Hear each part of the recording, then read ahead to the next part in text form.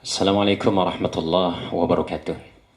Alhamdulillah, pada kesempatan kali ini saya akan menjelaskan tentang beberapa pertanyaan yang dilontarkan oleh para VTubers se-Indonesia, kemudian dihubungkan dengan beberapa video yang menyatakan bahwa VTube itu adalah sejenis pozi dan haram. Itu tulisan YouTubers ya, itu tulisan YouTubers. Saya ingin menjelaskan dari dasar tentang VTube. Yang disajikan di VTube itu adalah iklan. Bedanya antara VTubers dengan YouTubers, kalau YouTubers yang dibayar adalah yang membuat konten. Kalau VTube yang dibayar adalah penonton, disebut VTubers. Dari mana asalnya tentang uang yang dibayarkan kepada penonton? Yang disajikan ini adalah iklan. Saya mengambil contoh yang sering kita lihat. Salah satu stasiun TV, saya sebut saja namanya TV One. Di stasiun TV itu tentu ada iklan yang disajikan. Di antaranya mungkin ada air mineral, ada sejenis kopi. Maka untuk ditampilkan di TV One, maka tentu perusahaan mineral tersebut bayar kepada stasiun TV tersebut. Kemudian diambillah karena sesuai dengan akad tanda tangan. Sama seperti VTube yang disajikan ini ada Sampo, ada sejenis kopi, ada KFC, ada Starbucks, ada motor, ada jam tangan, ada Megami, ada makanan-makanan lainnya. Maka tentu perusahaan-perusahaan semua ini membayar kepada VTube karena ingin ditampilkan iklannya. Maka VTube dengan hasil pembayaran tadi itu membagi hasil kepada VTubers atau penontonnya. Asalnya ini uang dari sini. Asalnya uang dari VTube, dari pembayaran tadi perusahaan tersebut yang ingin diiklankan perusahaannya di VTube. Maka akadnya jelas ya. Dasar mengambil uangnya jelas, kemudian dibayar dengan view point. Poin tersebut di dalam aplikasi VTube itu adalah mata uang digital. Maka poin itu tentu berharga. Sama kalau kita dari Indonesia ingin ke Makkah, maka kita tukar dulu uang kita menjadi real, baru kita belanja karena mata uang di sana. Orang Arab, orang Eropa datang ke Indonesia ingin belanja di Indonesia, maka tentu ditukar dulu dengan uang rupiah karena mata uang Indonesia adalah rupiah. Kemudian mata uang digital di HP kita namanya poin. Apa itu poin? Saya mengambil contoh ya, saya angkat saja nama Telkomsel karena memberikan terbaik, kita berikan jempol kepada Telkomsel. Saya pernah mendatangi Grafari dengan urusan ingin memperbaiki nomor HP saya yang sudah lewat masa tenggangnya, ingin diaktifkan kembali. Setelah diaktifkan, ternyata salah satu karyawan dari Grafari tersebut menyapa saya dengan mengatakan, "Pak, bisa saya lihat poin di HP-nya?" Maka saya perlihatkan. Ternyata setelah beliau cek, ada 200 poin lebih di dalam HP saya, di nomor Telkomsel saya. Maka karyawan tersebut langsung menawarkan, "Pak, kalau kita mau tukar poinnya, maka poin ini berharga." Saya bilang, "Iya, bisa." Dia bilang bisa. Maka dia tukar. Kemudian pada saat itu juga alhamdulillah setelah penukaran poin, saya diberikan 2 liter minyak goreng. 2 liter minyak goreng dengan minyak goreng ternama lagi ya, minyak goreng ternama lagi. Itu 2 liter. Itu berarti mata uang digital pada poin tersebut. Berarti poin itu berharga. Sama dengan yang kita kumpulkan. Yang kita kumpulkan ini adalah poin mata uang digital. Fase ke-6 nanti di VTube. Ini baru fase kedua. Sasarannya sampai kepada fase ke-6. Fase ke-6 poin dan voucher yang dikumpulkan oleh VTube saya lihat. Itu akan bisa dibelanjakan kepada di mall-mall kita belanja. Namanya aplikasi kan? Ya, itu namanya aplikasi. Sama seperti driver. Gojek online misalnya. Yang dikumpulkan dalam pengantaran itu kan juga termasuk diantaranya adalah poin. Poin yang kita kumpulkan, kita transfer poin itu, masuklah di rekening kita rupiah. Itu harganya poin. Harga inilah yang disebut dengan view poin. Maka jangan khawatir jika ada poin di aplikasi kita, itu sangat berharga. Itu sangat berharga. Cenderung naik harganya, bisa turun tapi cenderung naik. Itu namanya poin. Satu view point saya lihat di VTube itu harganya $1. Nah, itu satu dolar. Kemudian di bisnis VTube itu ada yang menyampaikan tentang keharamannya. Tapi perlu saya sampaikan bahwa saudara kita yang menyampaikan tadi bukan mengatakan haram, tapi menyampaikan sejenis. Ozi ada sejenis goins. Bila menyampaikan seperti itu, kita pernah dengarkan videonya. Kemudian ditanyakan oleh salah satu VTuber, salah satu mitra dari VTube itu. Saya dengar anggotanya ada 500 orang. Mestinya yang menanya tadi melakukan pertanyaan, maka pertanyaannya harus jelas. Ternyata yang dia tanyakan itu ada satu kesalahan besar, maka tentu jawabannya juga mengarah kepada kesalahan. Pertanyaannya adalah jika poin tersebut itu dikumpulkan, kemudian kita ingin jual, pernyataannya adalah yang membeli poin tersebut itu adalah e-commerce kita, ada di bawah kita. Artinya di bawah mitra baru kita yang ada di bawah kita langsung. Ini adalah pernyataan yang salah. Yang membeli poin tersebut ini adalah mitra, seluruh mitra yang ada di Indonesia, yang bukan cuma di bawah jurusan kita ke bawah. Dan ini adalah kesalahan. Maka tentu jawaban yang disampaikan oleh saudara kita, tentu jawabannya juga salah. Kemudian yang menjawab pertanyaan kita tadi adalah saudara kita. Bukan kita ingin menjelekkan, kita hanya ingin meluruskan. Mestinya memang yang melakukan pertanyaan tersebut itu adalah salah satu leaders yang sudah terkenal. Karena kan kita tahu sama-sama kan, idza ja'akum fasikum binaba'in fatabayyanu. Jika datang kepadamu tentang kefasikan, maka perjelaslah. Yang penanya tadi baru punya member, saya lihat ada lebih 20 orang dan seluruh membernya ada sekitar 500 orang. Di VTube dengan jumlah member tersebut 500 orang, itu baru dasar. Sebenarnya belum pantas untuk melakukan pernyataan dan pertanyaan, apalagi mengarah kepada menjatuhkan satu perusahaan sampai mengatakan mengharamkan. Bahasa YouTubers tadi itu mengatakan fauzi dan haram, bukan pernyataan ustadznya. Bukan pernyataan ustadznya. Tapi kalau tadi pembicara bermaksud untuk mengatakan haram, mestinya harus bertanya dong kepada leaders yang ada di atas, yang sudah mungkin puluhan dan jutaan orang mitra yang ada di bawahnya. Karena kan kita sudah dipengaruhi selama ini dengan MLM, marketing. Ingat bahwa semua penjual, pebisnis, pedagang, itu kan cari pembeli. Maka tentu dia harus sponsori orang. Ada yang dimaksud di sini, ada yang disebut dengan sponsor ya. Ada yang disebut dengan sponsor atau referral. A, B, maka B adalah sponsornya.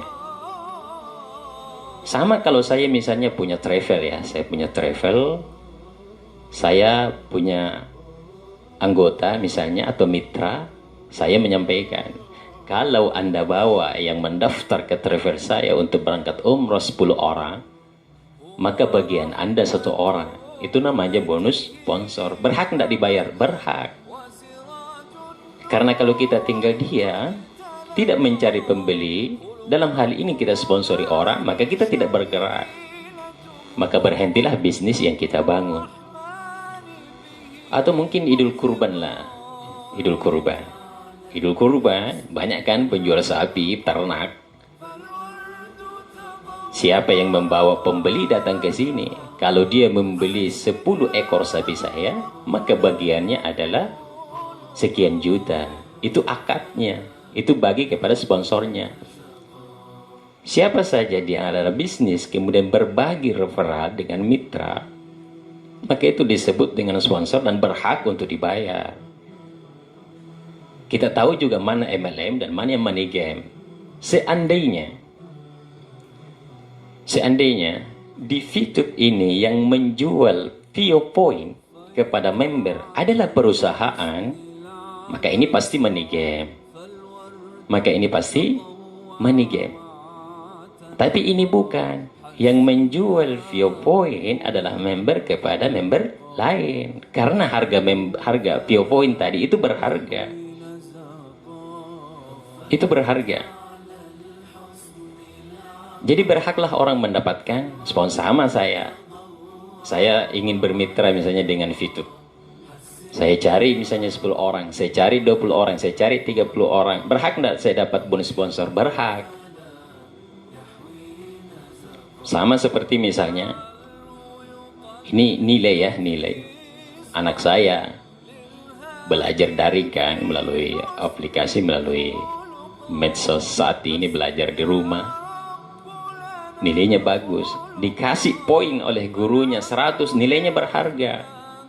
Itu namanya poin. Itu namanya poin. Itu bonus sponsor. Ada yang disebut dengan peringkat. Yang dimaksud dengan peringkat kemudian diberikan hadiah, di dalam Islam ini disebut hadiah. Sama misalnya saya keliling memberikan pembinaan. Misalnya saya memberikan presentasi salah satu organisasi, atau memberikan presentasi tentang VTube, atau memberikan presentasi tentang aplikasi lain. Saya punya anggota dengan target misalnya 1000 orang. Yang ikut bermitra dengan saya 1000 orang. Kalau 1000 orang saya naik peringkat, berhak enggak saya dibayar? Berhak. Misalnya saya dibayar 5 juta. Iyalah saya berhak dibayar untuk dibayar seharga 5 juta. 1000 orang lah. Karena saya bicara. Sama seperti saya diundang di salah satu organisasi. Saya dibayar per jam 600.000 saya bicara. Berhak enggak saya dibayar? Berhak. Karena tanpa Anda mungkin mereka tidak ikut 1000 orang. Maka itu disebut hadiah untuk naik peringkat. Sama misalnya salah satu perusahaan air minum ternama, tidak usah kita sebutkan namanya. Kalau Anda membawa pembeli ke sini 1 orang, maka bonusnya 3 juta. Kalau Anda sudah bawa 2 orang, 3 juta naik menjadi 4 juta.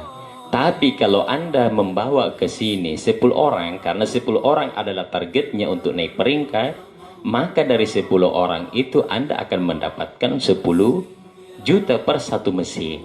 Itu adalah naik peringkat, disebut hadiah. Karena semakin banyak yang dia datangkan, maka dia berhak untuk dibayar dong. Jadi iklan, ya, jadi iklan. Kemudian akad dari VTube ini sangat jelas. Akad dari VTube ini sangat jelas. Anda nonton satu hari, Anda nonton 10 iklan, yang disajikan adalah iklan, Anda dibayar per hari 4.500, itu jelas 0,3 poin. Akadnya jelas, bagi hasilnya jelas. Yang kedua, jika Anda dapat sponsor, Anda berhak mendapatkan 5% dari hasil tontonannya. Itu juga jelas. Pernyataan pembicara yang kita tampilkan di video dengan mengatakan, kalau begitu saya sudah dapat terang-terangan, mohon maaf, maka saya timbang-timbang. Tidak boleh dong timbang-timbang. Ya. Tidak boleh kita mengatakan hukum Islam ini kemudian kita menimbang-nimbang. Tidak boleh. Kita harus masuk di daerah mana tertinggi atau leader tertinggi, menanyakan kepada mereka jika ada yang kurang jelas. Tapi jika Anda bertanya kepada yang baru membernya 500 orang, ini adalah kesalahan dalam melakukan pernyataan. Apalagi pertanyaannya salah, e-commerce kita yang membeli, ada anggota kita, coba saya misalnya bertanya kepada VTuber yang punya anggota 10 orang, jika dia punya poin dan ingin menjualnya, apakah di bawahnya yang 10 orang yang harus beli? Enggak. Daftarnya gratis, ada 4 jenis dari VTube itu. Anda mau nonton sendiri dibayar. Jika Anda ingin mendapatkan mitra dan mendapat bonus sponsor juga Anda dibayar. Jika Anda namanya fast track itu di dalam dengan membeli VioPoint dengan mata uang digital tadi, Anda juga bisa dibayar. Jika Anda melakukan dua hal yang sama, bermitra kemudian memberikan modal, Anda juga dibayar. Akadnya jelas. Jika kita hanya mengatakan timbang-timbang, maka ini adalah sesuatu yang salah. Akadnya jelas, awalnya halal, tidak boleh akhirnya menjadi sesuatu jawaban yang berbeda. Contoh, susu, susu. Kita mau jual susu di pasar, susu kan halal, susu kambing misalnya. Tapi jika Anda campurkan susu tadi dengan air putih untuk memperbanyak susu yang akan Anda jual, maka berubah menjadi haram, awalnya halal. Sama seperti tadi, kita kumpulkan tadi poin, banyak, misalnya ada 1000 poin kita kumpulkan. Kalau saya lihat harga di VTube 14.900 ya, berarti sekitar 149 juta. Tapi kan orang tertentu yang dapat ini dengan memberikan prospek yang banyak, dengan usaha yang kuat, yang keras. Kalau dia mengatakan, bagaimana kalau tidak dibeli poin tersebut? Anda dirugikan. Anda dirugikan, berarti ini yang dirugikannya. Pertanyaannya, jika pertanyaan tersebut dibalik. Tadi kan kalau Anda dirugikan, apakah kita harus mengatakan Anda bahwa bisnis ini haram? Tapi kalau pertanyaannya dibalik, jika poinnya tadi dibeli, apakah yang haram tadi berubah menjadi halal? Tidak mungkin kan? Kalau tidak dibeli haram, kalau dibeli halal. Maka masuk dari jual beli ini karena akadnya jelas, Anda juga nanti potensinya siap. Anda rugi atau beruntung. Tapi saya lihat di VTube sampai saat ini yang menjual poin itu lebih sedikit daripada pembeli poin. Artinya yang membeli poin masih jauh lebih banyak daripada penjual poin. Makanya saya lihat di yang aktif di VTube itu, kalau dia jual poinnya 2-5 menit pasti sudah ada pembelinya. Apatah lagi perusahaan memberikan kepada seluruh VTubersnya, jika tidak ada member yang membeli dalam 1 minggu, maka perusahaan akan beli. Kenapa perusahaan beli? Karena tadi poin berharga. Tapi saya lihat belum ada yang sampai 1 minggu, 2-5 menit saja dia jual, pasti terbeli. Pasti terbeli. Itu namanya VioPoint. Masuk di VTube itu juga kan tidak dipaksa. Masuk di VTube tidak dipaksa, gratis lagi. Nonton dibayar. Sama kalau saya punya restoran. Di restoran itu ada mungkin seni yang akan saya tampilkan. Anda masuk bayar, atau Anda masuk gratis, atau Anda masuk dibayar. Mana yang kita pilih? Mau bayar, mau gratis, atau Anda masuk memang dibayar. Yang ditampilkan di dalam juga memberikan manfaat.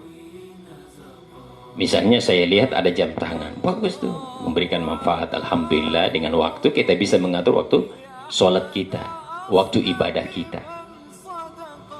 Yang selama ini kita mungkin tidak mendapatkan informasi-informasi, ternyata di situ memberikan informasi terbaru, maka memberikan manfaat.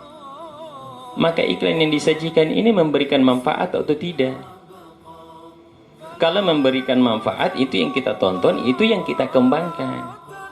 Coba kalau misalnya yang dipertontonkan adalah membuka aurat secara umum, maka tentu tadi sekalipun masuknya kita dibayar, kemudian kita putar dan kita senang dengan iklan tersebut, maka kita mendapatkan dosa. Tapi saya melihat apa yang ditampilkan di VTube ini sekitar 98% yang disajikan memang adalah iklan dan memberikan manfaat. Maka tidak berhak kita mengatakan ini sejenis ini kemudian memberikan hukum. Cobalah konsultasi kepada leader tertinggi agar bisa jelas dan diperjelas tentang apa yang ditampilkan ini.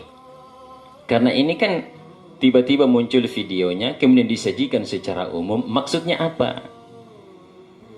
Kalau maksudnya ingin mengeluarkan seluruh anggotanya, silahkan disampaikan. Kalau maksudnya ingin memberikan hukum, silahkan disampaikan dengan baik. Tapi kalau maksudnya YouTuber tadi ingin supaya videonya laku, gimana mereka? Maka perlu ditabayun, perlu diperjelas akadnya seperti apa. Jangan tiba-tiba ada videonya kemudian YouTuber mengatakan ini haram. Itu tidak boleh dong. Coba kalau misalnya YouTube mengambil satu langkah hukum, maka tentu ini adalah pencemaran nama baik. Maka kita tidak berhak. Sama saya mengambil contoh ya, saya mengambil contoh.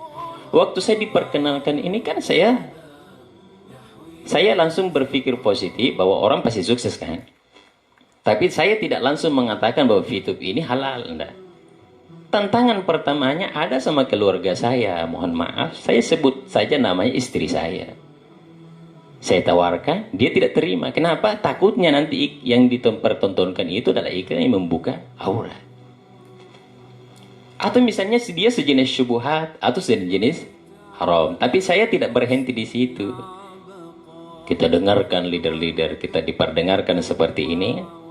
Kemudian menyampaikan, saya juga tidak pernah wakal lagi. Saya jangan sampai gara-gara YouTube kita punya masalah dengan keluarga. Sudahlah, saya tidak usah bahas kepada istri saya. Istri saya mengatakan haram, saya mengatakan saya tindak lanjut. Artinya cari, memperjelas gimana sistemnya, kenapa bisa dibayar. Terus lama sampai berbulan-bulan, dan baru beberapa hari istri saya justru dapat dari orang lain penjelasannya di medsos yang lain. Oh, ternyata ini dasarnya. Ini yang selama ini diperdebatkan. Jadi tantangan saya ada sama keluarga saya. Mungkin tantangan Anda ada kepada mitra Anda.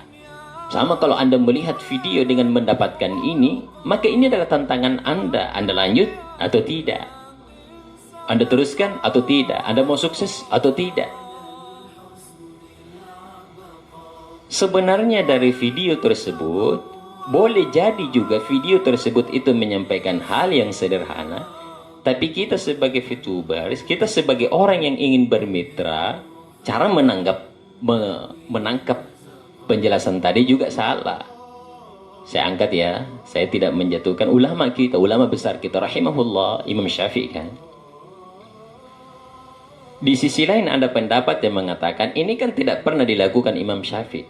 Tapi murid yang lain mengatakan, ini pernah dilakukan oleh Imam Syafi'i. Kalau kita cari dasarnya, bukunya Imam Syafi'i, dia tidak pernah melakukan hal itu, bahkan dia tidak menganjurkan melakukan itu.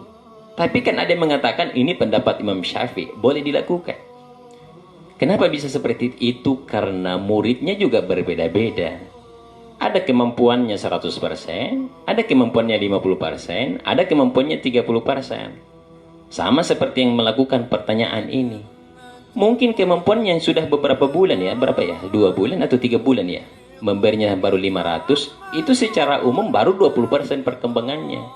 Yang menjawab tidak berhak dong menjawab pertanyaan tersebut karena belum tahu dasar dari VTube itu dari akar-akarnya. Coba konsultasi kepada leader tertingginya agar ini jelas apa yang disampaikan agar tidak menjatuhkan VTube ini.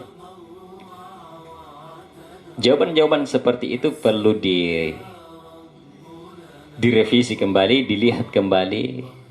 Apatah lagi tadi, jadi yang saya garis besar adalah kenapa beliau mengatakan sejenis ini, karena pertanyaan tadi menyatakan e-commerce kita di bawah, member baru kita itu yang membeli poin kita, padahal itu adalah pernyataan yang sangat-sangat salah. Tidak pernah ada peraturan dari VTube bahwa yang membeli ada di bawah kita. Seandainya juga yang fast track saya lihat di VTube itu membeli poin, itu adalah paksaan, itu sudah jelas adalah money game. Ingat, money game itu jika kita mendapatkan barang yang harganya 3 juta, itu pendaftarannya 8 juta. Permainan uang kan? Tanam saham misalnya. Hari ini kita nabung misalnya 300.000. Dengan impian nanti kita bisa punya mobil. Uang kita setorkan selama 10 tahun. Baru kita dapat hasilnya. Ini adalah permainan uang. Ada juga satu video, siapa namanya ya, yang sebelumnya tadi ini pertanyaan. Ada video di situ kan? Memang masuknya gratis, yang kita kumpulkan poin. Kalau kita kumpulkan banyak kita jual, tidak ada pembelinya. Ini menakut-nakuti. Ternyata saya telusuri video tersebut. Saya tidak sebutkan namanya, mungkin kita sudah lihat. Ternyata dia punya bisnis. Jika Anda masuk dengan berbasis jual atau menjadi mitra online, pendaftarannya 1 juta untuk mendapatkan puluhan juta per bulan. Iya, dia berhak untuk bicara di VTube. Kan anggotanya mungkin sudah banyak yang lari kan masuk di VTube. Dia harus menjawab pertanyaan itu untuk mempertahankan mitra-mitranya. Jadi pesaing bisnis ini sering kita dapatkan di VTube. Tapi ingat, kita yang harus dewasa dalam menerima jawaban-jawaban tantangan kita pada saat kita berbisnis. Ingat, berbisnis harus dibangun dari jiwa kita. Harus kita bangun dari dalam hati kita. Pebisnis itu siap untuk rugi dan siap untuk mendapatkan keberuntungan tentunya. Sekalipun tantangannya ada. Coba kita lihat di lautan. Kenapa kapal itu dibesar-besar? Kenapa dibangun beberapa lantai? Kenapa dibuat begitu mewah? Karena yang akan dia lewati ada ombak yang sangat besar yang akan ia lewati. Ingat, jangan pernah berpikir merasakan manisnya perjuangan jika Anda tidak pernah merasakan pahitnya perjuangan. Tantangan yang ada pada bisnis Anda, Andalah yang harus bersikap dewasa. Jika Anda ada yang menjatuhkan bisnis Anda, maka coba telusuri dari mana asalnya hal-hal yang ingin menjatuhkan Anda. Karena disitulah tantangannya. Ingat, VTube tidak ada paksaan. Anda masuk, silahkan. Cintai bisnis Anda, karena dengan kecintaan terhadap apa yang Anda lakukan adalah tanda kesuksesan di dalam bisnis Anda. Terima kasih. Semoga menjadi penguat untuk Anda, dan semoga Anda semua bisa sukses bersama-sama dengan niat ingin sukseskan orang lain. Demikian, Assalamualaikum warahmatullahi wabarakatuh.